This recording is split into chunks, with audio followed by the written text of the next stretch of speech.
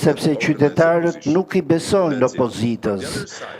Nga ana tjetër, nuk duhet në vlerësuar forcën e agjenturës ruse e cila po minon çdo opsion pro-evropian në Serbi. Dhe kjo është arsyeja përse ata po minojnë ndryshimet që Serbia të përjetojë një ndryshim që do ta çonte atë drejt Evropës dhe qytetërimeve evropiane. Rusëve u nevojitet Serbia që të jetë vetëm një lloj Bielorusie në Ballkan dhe të jetë një lloj fare e destabilitetit në këtë rajon.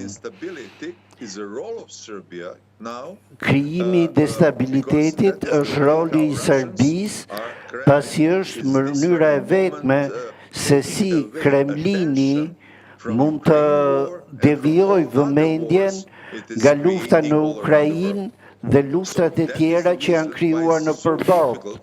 Kjo është arsyeja përse është kaq e vështirë që protestuesit të kthehen në një organizatë politike në Serbi. Në kohën protestave si këto që po ndjekim në ekran të sotmet, por edhe që do të vazhdojnë mëtej, zoti Çanak. Ndërkohë, presidenti Vučić ka njoftuar edhe për mitingje që do të mbështesin atë dhe partinë e tij progresiste serbe. Pyetja është logjike. Ju a prisni ndoshta edhe përplasje, ballafaqim mes mbështetësve dhe kundërshtarëve të presidentit Vučić? No, this very moment no, because